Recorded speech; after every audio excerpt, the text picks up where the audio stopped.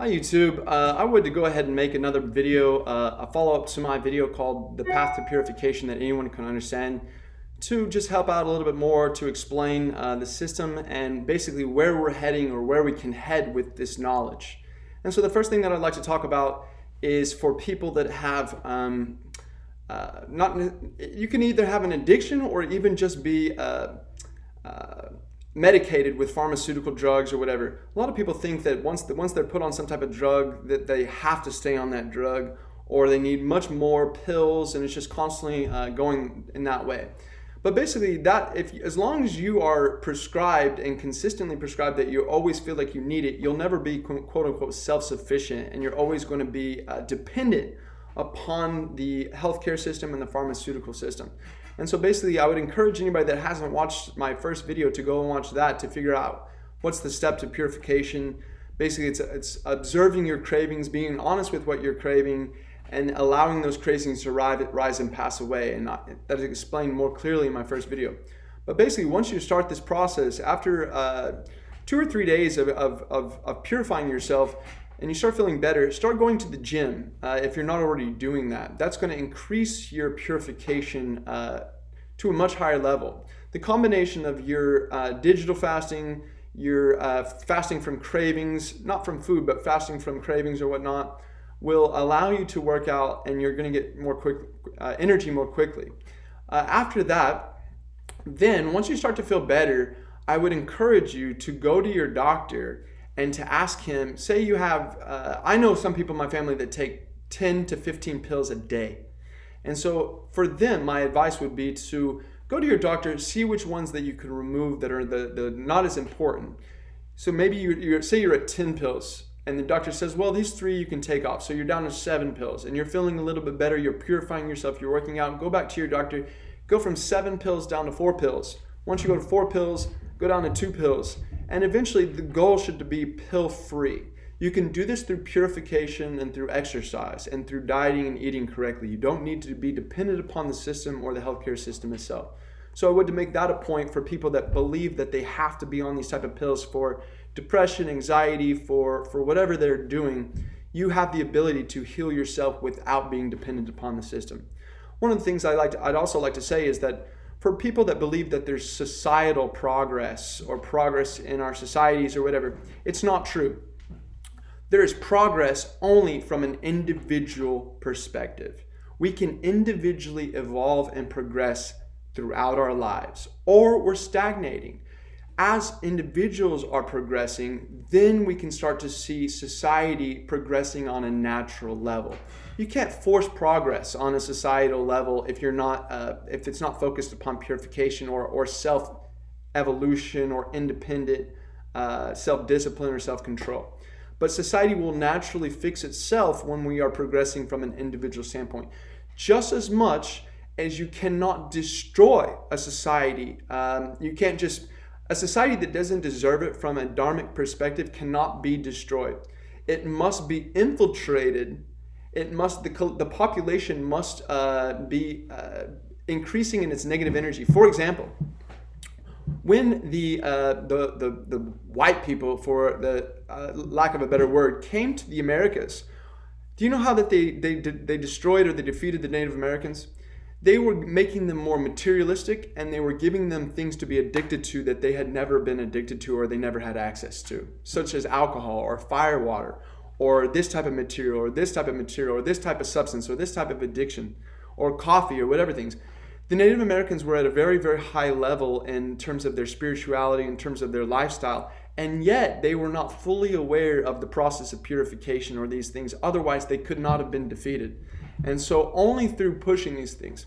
A more modern day example, when I was studying at the University of Tel Aviv for Middle Eastern Studies, one of the things that our teachers were talking about, that the Israelis, in order to better defeat the Palestinians, even pre-1948 and even in the present day, they would also use this the same thing that the white people would use against the Native Americans, but they would use things like pornography. And they would use things like materialism, and they would push this upon the society.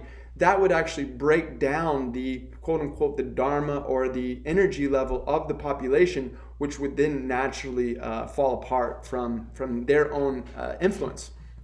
I would argue that the same thing happened in Iraq and in Syria and other countries around Israel. Israel uses basically these types of methods of breaking down, and they're very aware of this metaphysical process, how it can destroy a country, and then how basically after that it can crumble more easily from a push militarily wise. And so that's something that I'd like to talk about. I would say, where are we going in the future, and what is our goal? I would say our goal is to come to a non-linear history time period. It's kind of like an eternal future that's free from the bounds of time and history. And so we are just continually progressing individually. And this world is that eternal world, but they have changed it to be based upon linear time and progress. And how do we get to that point? How do we come back to that eternal time period that we used to have? And basically, through this process of purification, this can actually occur. So basically I was talking about how they would destroy the Native Americans, how the Israelis and other people have destroyed countries in the Middle East by introducing these things to remove their purity levels. So more or less we focus on teaching everyone self-purification, self-discipline, self-control, and self-responsibility. This will automatically lead to a better society, even if we don't plan it or prepare it ourselves. If we focus on our own purification and then teaching others purification, then it will naturally turn into the better society or best society. Because my mind doesn't know the best for everything, or I don't know the best possible situation or the best possible political or economics or anything like that. But as people that are experts in certain subjects are purifying themselves and they're thinking more clearly, those ideas will naturally come out and present themselves, and people will see the better way of living. One thing I'd like to talk about is like the future of the United States and the future of the global all nation states, basically. When you have parasitic classes that are sucking the wealth out of our country in the United States, and parasitic classes that are sucking the wealth out of all of these countries, they are something that must be removed. The two main parasitic classes that we have in the United States is one, government, and those who survive from government. They exist purely by extorting and robbing taxes from the people. That's what it is. We've never lived any other way, so we think that it can't be any other way, but that's not true. It took a long time historically to build the situation that we have, where the government just steals the money, or the people just give the money under threat of imprisonment. That's the number one parasitic class, but competing with that parasitic class, and actually at the same time, is the economic and the Wall Street class and the central banking class. So you have the government who just takes the money directly, but this Wall Street and this central banking class is another major parasite that absorbs the wealth from our population strictly by market and money manipulation. So we think that we're becoming more wealthy as the market is increasing or whatever, but in reality, this inflation and basically the full control over the system itself is a parasitic class upon the whole population.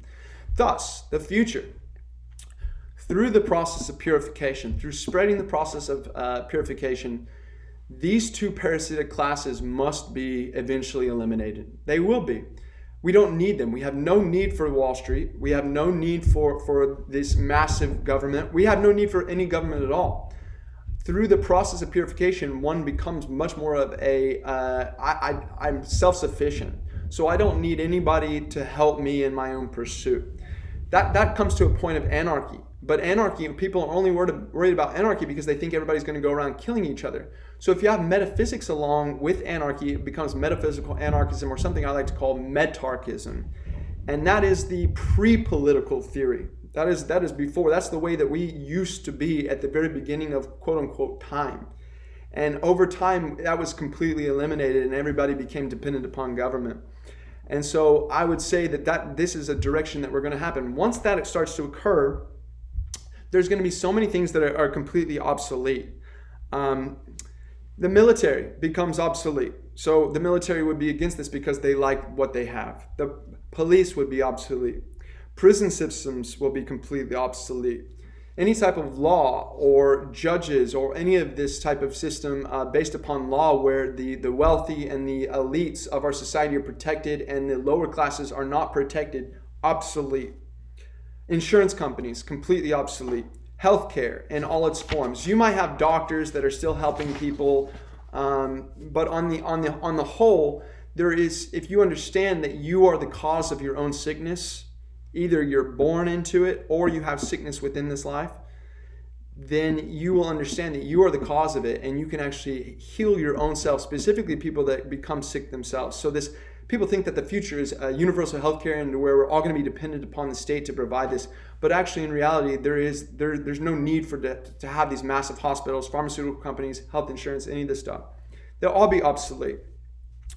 And like I said, the greatest fear in the youngest generations is the environmental, and it's climate change. And so they believe that we need to have environmental protection and we all need to focus on saving the environment.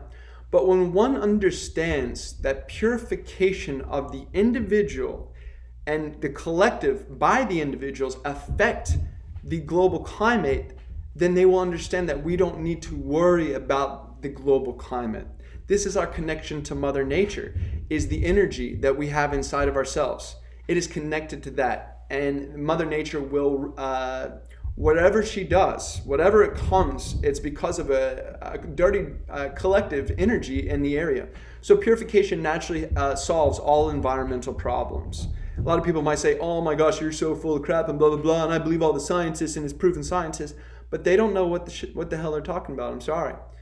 Once one starts to purify, once purification starts to spread, then it will naturally take care of itself. The anxiety about the future, a lot of people say we only have 11 years to live or 12 years to live. Completely, it's ridiculous. You're basically, anybody that's saying that we have to save the environment believes, that's ego believing that you can fix the environment, that you're hurting the environment and then you can fix the environment. The only way you can do it is by purifying, by focusing on yourself and by spreading purification to other people. And that will naturally take care of the environment. And I believe we're already in that path. Gandhi used to say, they would say, how can we tell that good is winning? And Gandhi would say, well, we're still here. The fact that we're still here proves that good is still winning. And I think that's true for today just as much as it was true during the time of Gandhi. And so basically, all of these groups, military, prison, police, politicians, healthcare, laws, all of these things are merely perpetuating the old system. Last thing I would like to say is that in terms of the political theories, liberalism, socialism, communism, and fascism, what we have now is the fourth political theory in terms of the fourth political theory is a combination of all three of these. Liberalism, which is basically saying that you can have freedom to a certain extent and you have certain liberties, but you can't go any higher. And we're going to remove any type of collective basis that you have. So basically, that's why it feels like everybody in the United States, we're not a part of anything. It's ridiculous. You know, we look to be a part of anything. We're part of sports teams or whatever, but we're not part of a society. And then you have communism and fascism.